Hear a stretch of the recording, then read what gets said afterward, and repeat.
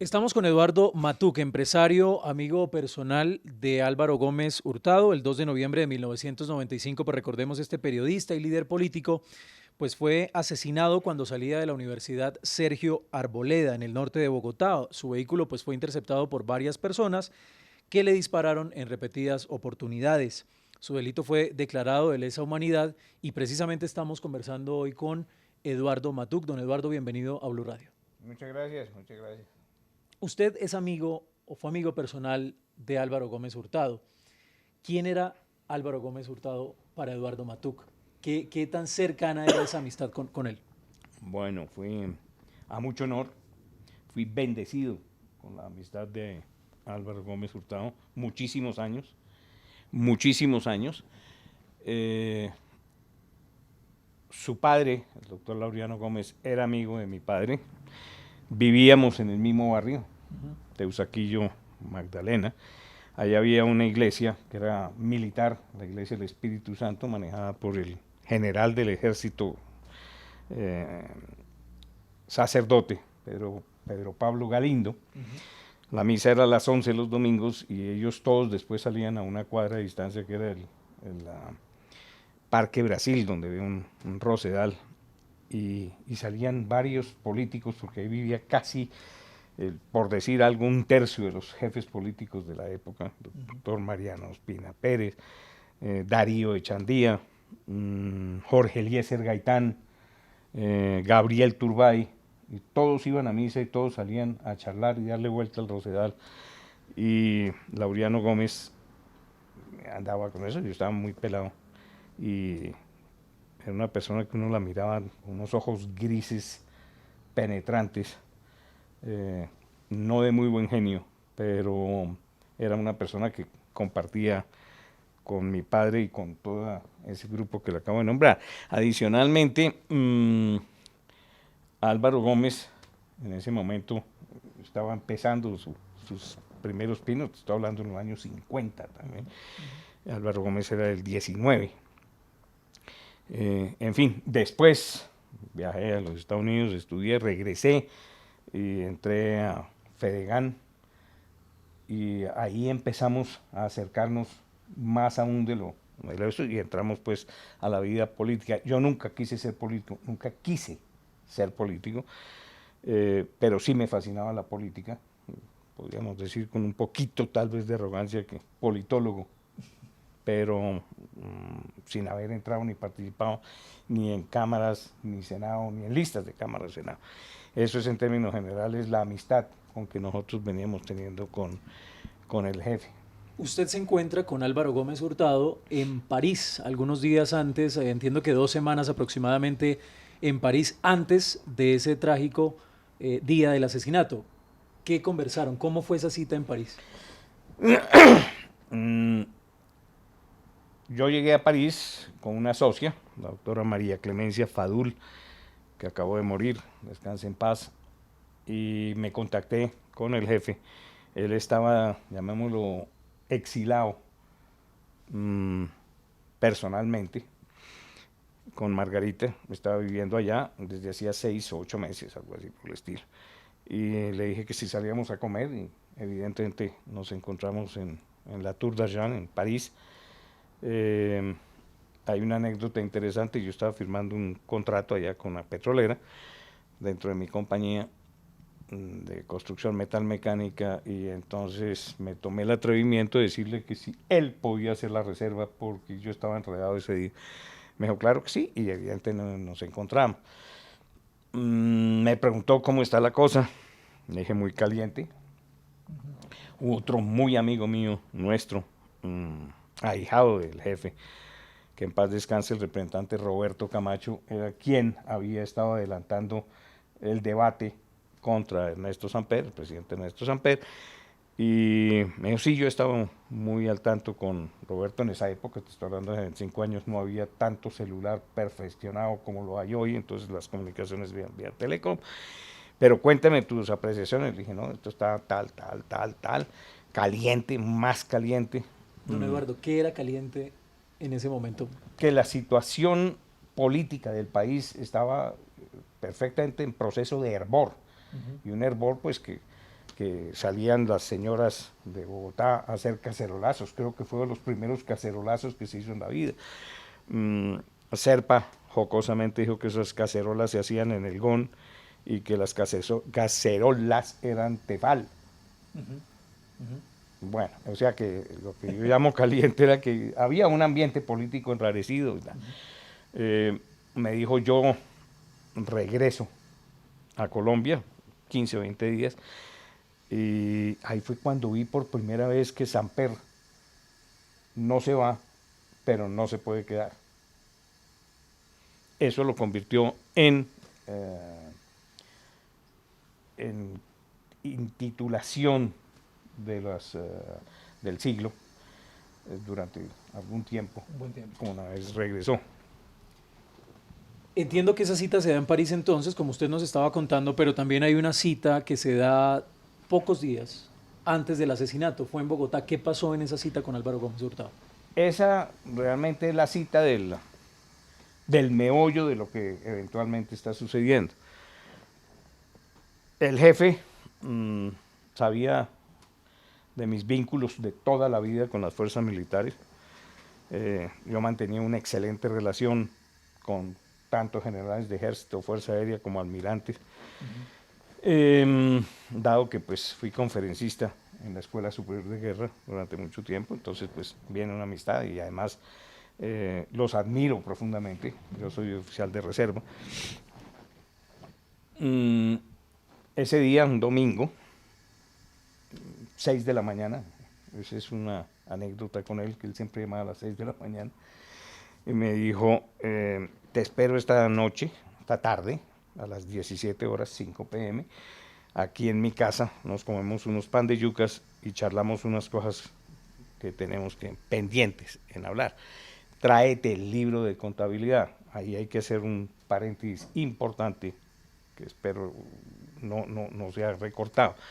El libro de contabilidad no era un libro de cuentas contables, perdón la redundancia, o numéricas, sino era una hoja que yo llevaba de la estratificación militar, o sea, quienes eran más antiguos a los menos antiguos, como suele usarse en esa verdad. Y evidentemente a las 5 llegué allá. Ahí sí lo noté un poco nervioso, un poco azarado. Él había llegado 3 o 4 días antes o 5 días antes. Y nos subimos al estudio. Era un altillo, no había más sino el estudio. Y entonces me dice, don Eduardo, ¿qué fue lo que pasó con el golpe militar? ¿Usted por qué no sabe nada? Yo me sentí, tal vez fue la primera vez en mi vida que él tuvo una subida de tono en la conversación conmigo. Le dije, jefe, ¿de qué me está hablando? Me dijo, ¿cómo es posible, como están diciendo por ahí, que le han pasado los elefantes debajo de las piernas? ¿Qué es lo que está pasando? Le dije, jefe, me sorprende, no sé de qué me está hablando usted. Me dijo, el embajador Frichet me llamó antier, cosas así, y me dijo que yo era parte de un golpe de Estado, que lo habían ido a visitar unos militares y unos civiles a decirle que había un golpe de Estado y que usted era la persona quien, creían ellos, debía asumir el poder. Un golpe militar orquestado entonces desde Estados Unidos, según esa versión. No sé, no. Que el embajador Frichet lo llamó a informarle que habían ido varias personas. Ahorita sigo, porque no he logrado terminar y eso es muy importante. Y que el embajador le dijo, yo no le jalo a eso. Yo no le jalo a eso. Y Álvaro Gómez en ese momento se voltea hacia mí y me dice, y yo tampoco le jalo, yo llego al poder es con este dedo es que yo llego. Ese dedo era el que se metía en la tinta indeleble roja para certificar la votación. Muy alterado. Yo estaba también alterado un poco, pues porque nunca en 50 años había visto una conversación tan subida de tono. Y en ese momento entró la empleada del servicio, creo que se llama Cleofilina, vieja empleada del servicio, y le dice, el doctor, que su cuñado y la esposa llegaron a hacer visita. Y eso lo alteró fuertemente, no porque tuviera ninguna prevención contra su cuñado, sino que dijo, es que aquí ya no tenemos intimidad para poder seguir en esta conversación, ahora seguimos. Y ahí terminó. Esto no duró más de 10 minutos, reunido él y yo en su estudio. Bajamos, nos comimos los pan de yucas, salimos y nunca más volvimos a tocar ese tema. A los 2 días me llama, totalmente equilibrado, como había sido los últimos 50 años, para preguntarme qué opinaba yo de que Diana Sofía Giraldo, la esposa de mi amigo Gabriel Melo, sería nombrada decana de comunicación social. Me parece excelente, jefe. Me dijo, bueno. Nunca más volvimos a hablar. Eso fue lo último que usted le escuchó a Álvaro Gómez Hurtado. Lo escuché el martes. Cuando él se refería a un golpe militar, don Eduardo, ¿a qué militares se pudo haber referido? ¿Qué nombres? No, eso es hipotético. Una de las cosas que él me dijo, ¿dónde están los amigos? No quiero nombrarlos. Mejía, el general Nelson Mejía Henao, ¿dónde está el general Matallana? ¿Dónde está el Mono Valencia? ¿Dónde están todas esas personas que lo hemos ayudado? Y evidentemente hablé después con ellos y todo el mundo estaba totalmente aterrado y no sabía nada. O sea que esas grandes cúpulas militares de esos héroes de patria, bueno,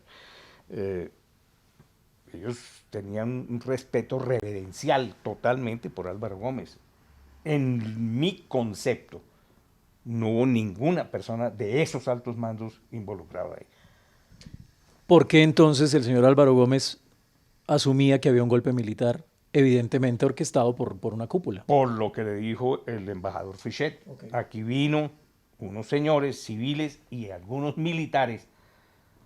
Ahora, ¿qué rango? Pues podían ser tenientes o sargentos o coroneles o generales, pero no eran seguro de la cúpula de ese momento. ¿Qué papel juega Fernando? Ni de las cúpulas anteriores, porque vuelvo y le digo, le tenían un respeto reverencial a él y agradecimiento enorme. Álvaro Gómez, ok. ¿Qué papel juega don Eduardo Fernando Botero en la historia y en el crimen de Álvaro Gómez? Porque entiendo que él lo que decía es que evidentemente había sido un crimen de Estado, pero ¿qué papel juega Fernando Botero en esta historia? Mira, Fernando Botero no le he dado la mano en la vida. No lo conozco. Sé quién es, pero no lo conozco. No sé las aseveraciones que hizo el presidente Samper antier o tras antier. Pues no me constan, no sé. Hay un personaje llamado Hernando Gómez Bustamante, alias Rasguño.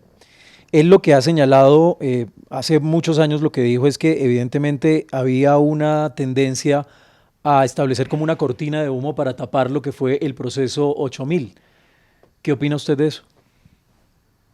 Tampoco tendría criterio para expresarme sobre ese punto. Vuelvo y te digo, todo esto es el campo de las especulaciones. Lo único que sé es que a Álvaro Gómez lo mataron. Eso es un hecho. Y como se dice a veces en algunas tierras de Boyacá, lo que fue. Eso no es. La investigación, como toda investigación de alto crímenes de majestades, en el país no termina en nada. Y siempre salen unas tendencias a variar la verdad verdadera. Entonces nunca la vamos a conocer. Me estaba comentando, ¿quién mató a Sucre? ¿Quién mató a Galán? ¿Quién mató a Gaitán? Don Eduardo, usted fue mencionado por el expresidente Samper y dice el expresidente Samper, palabras textuales, Eduardo Matuc me dice que tiene cargo de conciencia en algún momento y que quiere contar lo que él sabe. ¿Qué versión se le entregó a la fiscalía, don Eduardo? Esa es una imprecisión que tuvo el presidente Samper, que en ese momento pues uno no tiene la palabra, ni puede salir a hacer, porque no se trata, creo que en la Comisión de la Verdad. A los 3 días del asesinato de Álvaro Gómez, en Sergio Arboleda, yo lo llamé, Eduardo Matuc lo llamó, por intermedio de su jefe de Casa Militar de Palacio, el Mono Mejía, hoy embajador nuestro en Australia, hijo de mi muy querido amigo Nelson Mejía Henao, que en paz descanse. Y le dije, Mono, es importante que me comunique con el presidente porque sucedió esto. Y evidentemente a los 10, 15, 20 minutos, qué sé yo, me llamó el presidente, me dijo, Matuk, ¿qué es lo que me quieres echar? Y le eché exactamente este mismo cuento que le acabo de contar y que salió en Semana hace 10 años y que he venido sosteniendo tanto en la Fiscalía como en la Corte Suprema. Don Eduardo, quiero preguntarle por si el crimen no es político, ¿cuál cree usted que es la razón por la cual la Fiscalía, las autoridades no han logrado esclarecer el hecho? Claro, ya sabemos, como usted dice, en Colombia muchos casos pues quedan en la impunidad. ¿Por qué en este caso tan importante como Álvaro Gómez Hurtado no ha pasado nada? Como vuelvo y te digo, me ratifico, no tengo criterio para tomar una vía diferente a la que lo que fue, que lo mataron. ¿Quién, cómo, cuándo y dónde? Todo es absolutamente especulativo. Han salido personas que era el cartel del Valle, que era el cartel del norte del Valle, que eran unos tipos en Bucaramanga. Vuelvo, tío, faltó las declaraciones del Bichada o de Chocó, pero uno no puede llegar a una conclusión en este momento y cualquier cosa que uno pueda especular es peligroso porque pues termina involucrándose un poco de gente que de pronto no ha tenido nada que ver o de pronto sí.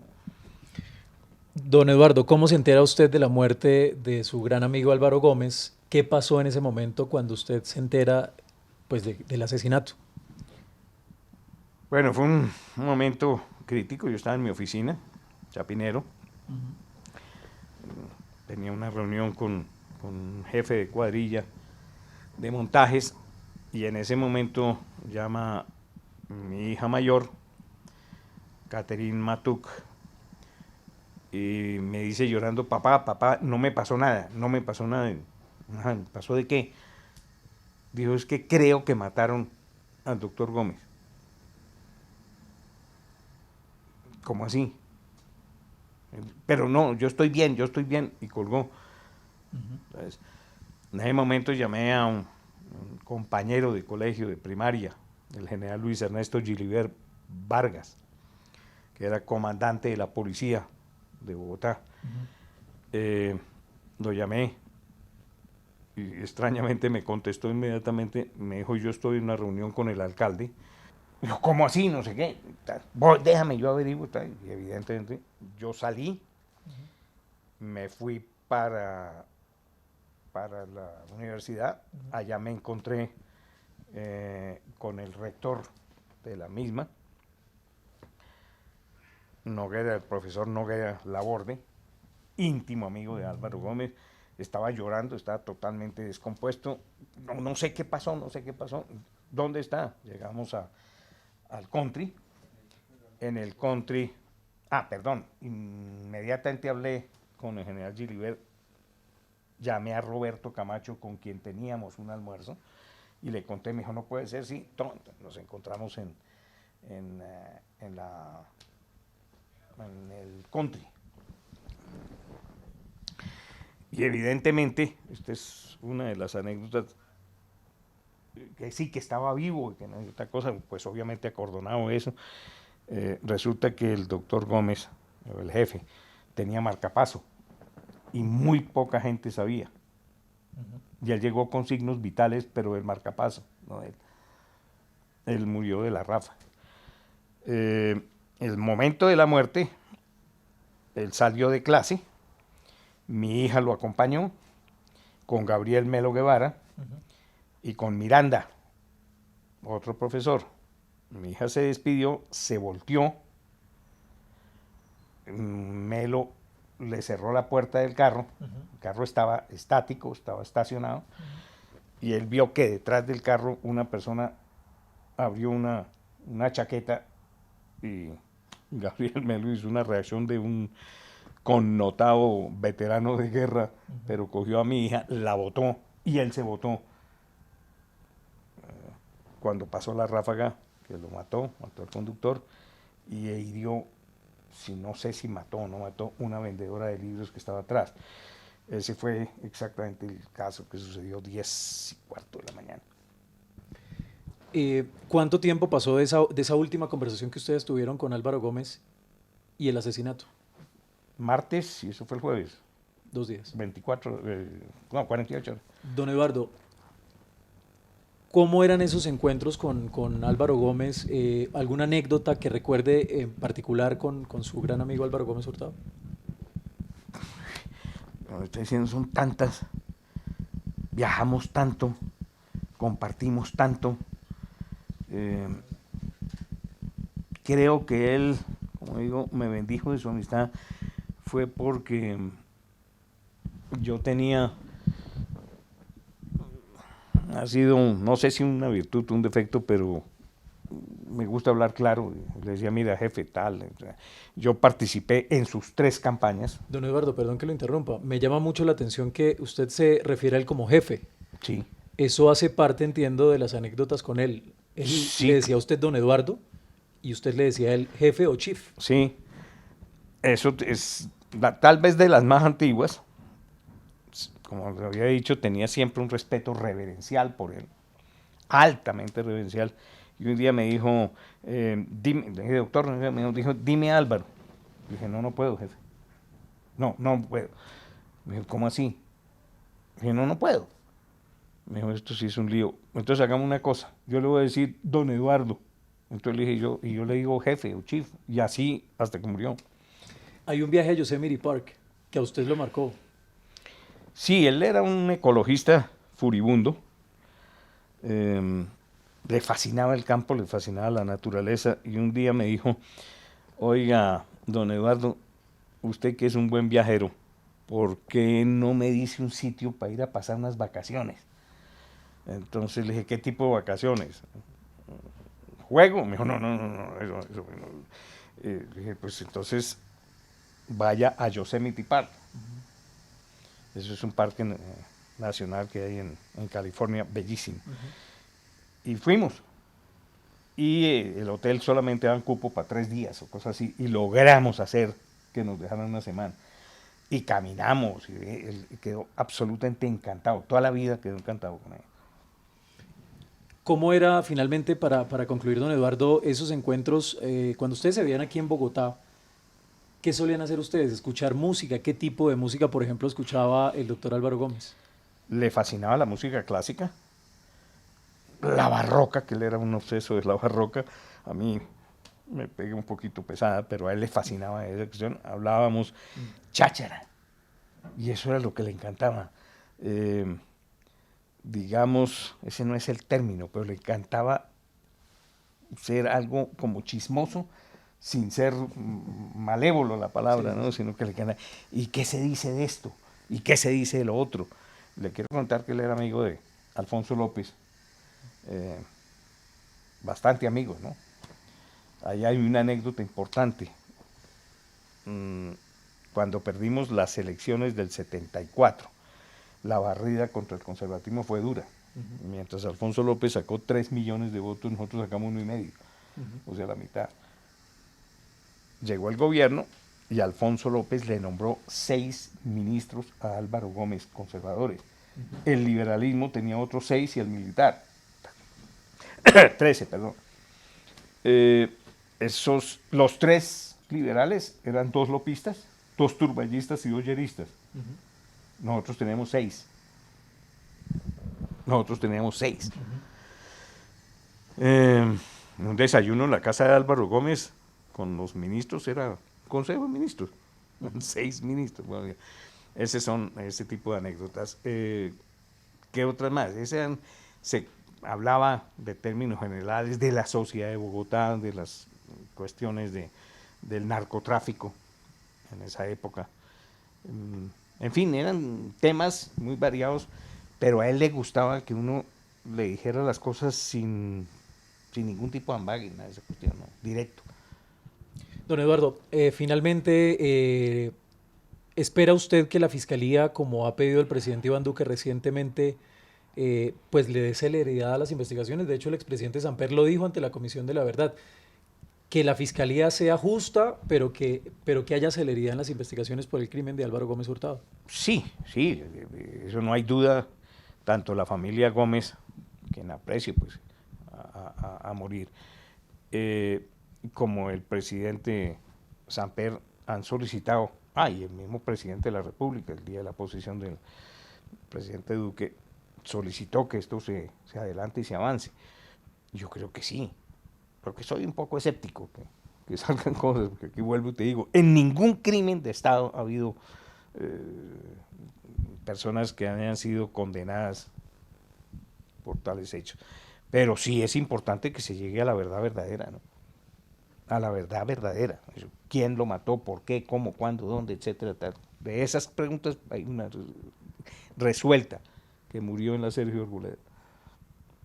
Pues don Eduardo Matuk, muchas gracias por estar, estar en Blue Radio. Ha sido muy valioso el tiempo con usted y por supuesto que, como usted dice, la Fiscalía logre pronto el esclarecimiento de la verdad y que se sepa todo lo que pasó. Es una ambición de todos los que quisimos a Álvaro Gómez y que admiramos. No solamente lo quisimos, sino lo admiramos. Don Eduardo, muchas gracias. No, señor, a ustedes.